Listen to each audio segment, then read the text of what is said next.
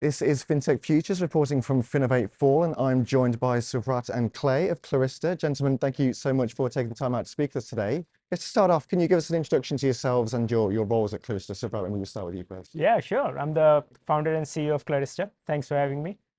Spent 25 years in financial services, helping companies really making sense of the data, but more importantly, starting to use it for creating opportunities and managing risk. And then 2021, I kind of was seeing the significant increased use and the demand for data, but just not enough satisfaction in what people were looking for it. So decided to take an entrepreneurial journey, which we'll talk about. Awesome. Clayton Karges. I'm the head of products here at Clarista. And my background is really at the intersection of data, finance, and AI. And super excited to be here. I've already learned a lot. Excellent, sounds great. Well, I guess to start off then, in one line then, what does Clarista do? Yeah, I think, look, we live and breathe context, so I'll have to start with the context. So I think what has happened in the last 15 years, which is one of the things I was personally observing and living with, especially post-2008 financial crisis, I think there are these two macro things where every financial professional who's making any critical decision has become more risk and compliance aware. So they are checking things and rechecking things, and there are multiple levels of approvals and reviews, right? That's the world we live in. But the second part is that the information availability has continued to increase once, cloud and digital and post-COVID, every call is getting recorded, every email archived, right? So there's just too much to synthesize. It's essentially, if you break it down into this, it's a three-step process for these professionals. Find the information by going into different systems, document store, we call that retrieval. Retrieve information, what you're looking for. Second is then identifying risk and gaps, right? So that you can make a more holistic and informed decision. And then third is synthesis of all of that to make a judgment call. Clarista automates these three steps for professionals who have struggled traditionally on bringing things together, especially from different sources, and make a judgment call and produce something. I guess what's the biggest misconception about AI in financial services today then? I'll take that. I think, look, there are multiple, and I'll welcome Clay's thoughts on it. He's very plugged in with what's going on. But one of the things we kind of support and work with decision makers. So one of the things which we almost laugh at is, irrespective of how much information is getting captured, AI is so far from replacing a decision maker. So that's the biggest misconception, that, oh, you know what, like AI can actually start making decisions, because there are years and decades of experience in a combined team which lead to synthesis together, right, and formation of a view. The second is, generally, like what we're seeing is, just like anything, one of the biggest misconception, rather, I can't blame anyone for that. Because we have lived in the world of software and SaaS, people kind of think about just slapping every feature in that little capsule. Oh, I'll put AI in my Salesforce. I'll put AI in my SharePoint. That doesn't help in synthesizing information. So that's a misconception that leads to significant intelligence. It just leads to, yes, finding things a little bit faster, and it clearly has optimization. And then, yeah, Clay, please feel free to add. Yeah. I think to add on to the point about the technology, I'd say that AI is really fundamentally not about the technology. It's about the people and making sure that people feel empowered and not threatened by the technology. And that, I mean, a few small wins goes a long way in demoing that. So I'd just say that. And then additionally, I would note that there is this misconception that AI is always going to be hallucinating. But the reality is that if you have a strong data foundation and you have proper evaluations, AI can be highly deterministic.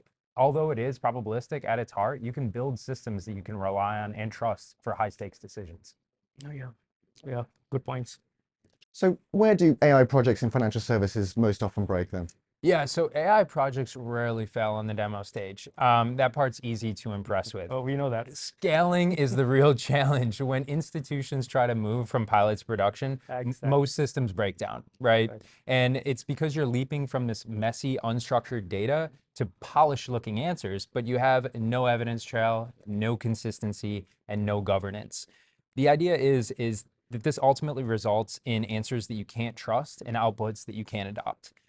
Because they can't be verified or dependent. So this ultimately results in 20 pilots that work, but nothing that actually scales, because they were built for demos. They weren't built for production. Yeah, absolutely. We see it all the time. Yep. So how does Clarista overcome these challenges then? Yeah. So Clarista overcomes these challenges really in two steps, right? The first step is by connecting directly to your entire data ecosystem and creating a single representation layer for all of that data. And the second step is Clarista goes to work the same way that a great analyst would, right? It builds structure first. It extracts and organizes the facts. It surfaces anomalies and red flags. And also it composes a clear, verifiable narrative for the end user. So every point's tied back to its source. So the decision maker doesn't have to see the answer. They know it can be trusted, right? Yeah, and just to add to that, look, there is no one size fit all with AI. I mean, look, 20 years back we were, talking about forecasting. Right? It still has a role, right? Just because we are now talking about generative AI, that hasn't gone away. Same way, don't throw all problems at generative AI level directly, right? When you think about systems with billions of transactions, I mean, you can't just say, I'm going to treat it like a document space. So I think to build upon what Clay is saying, how Clarista solves that problem is to really fit the solution to the problem. So we have two different technologies, one which deals with systems data, one which will deal with documents, but from a user interaction perspective, it's the same experience. So if you just say, I'm going to take a monolithic view of just one-dimensional view to approach every problem, it will fail. But if you are smart about approaching different problems with different solution spaces, but finally give one unified experience to the people, that's where we win. Excellent. That sounds great. And I guess, can you share a few examples then of how your clients are leveraging AI with Clarista? Yeah, absolutely. I'll give you one a real example. So we have a client, they have a large private credit fund, right? And because of what has been happening in last few years, everyone knows how many companies have been going for private equity funding. Just, there was a lot of liquidity, interest rates were low. So private credit companies like them look at around 1,000 deals a year. And they spend around a day to 5 days just screening the deal. Like, hey, is it worth taking a deeper dive? Is it worth asking for all the details? Do we really consider this as a potential deal for us? So if we aggregate all that, right, 1,000 times, let's say 40 hours, you're talking about 40,000 hours of work is screening that data. And I think with Clarista, what they came up with is like, okay, let's create a SWOT analysis as a brief from Clarista.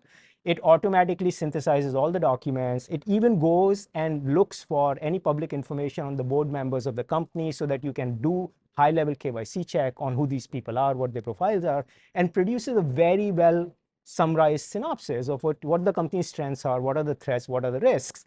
And through that process, they just scan that and able to put the deal aside or put it on, right? Same thing, right? Think about like thousands of students applying for college, right? It's the same process. You need some filtering, but it needs to be smart enough to replicate how a human mind thinks versus like, hey, I can just check a number and make the decision. What if there are a lot of softer things you want to consider? So I think looking at that success, they have turned that process, even shock for us, like to a 4-hour process. So imagine going from 40 hours to 4 hours. It's like, thousands of percentage of efficiency gain you can get. By doing that, you do two things. One, you can focus on more deals. And second, you can take a deeper view of the deals you actually want to invest in. Sounds great. And I guess to finish off here then, is there anything you can tell us about Clarista's future plans then? Yeah, it's a very exciting space actually. So, what we learned from our clients. So I think one of our recent clients in the insurance space, as we were presenting this whole concept of generation finally. So, you again retrieve a spot check for the risks and then synthesize in the format which people can hold it in a hand like a brief. And the person came up with this idea that, look, we are really complicating the insurance products to be differentiators.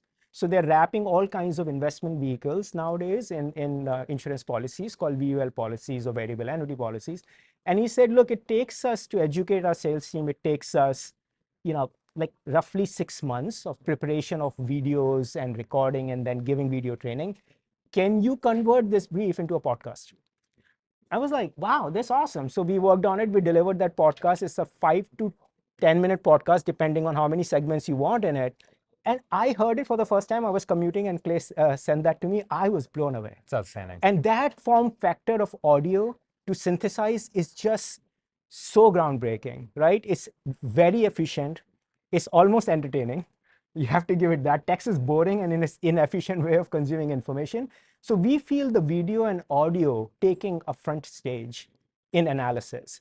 People think of these as gimmicks, but when you really get to it, these are fundamentally, they will transform the way you're looking at information today. Yeah, I think people are used to the form factor of ChatGPT, where you go in, you ask a question, you get a response in text, but very soon you're going to have experiences that come from that, right? So not just podcasts, not just video, but decks on demand, right? PowerPoints on demand. And it's going to be extremely powerful for education, for information synthesis, for onboarding to new knowledge.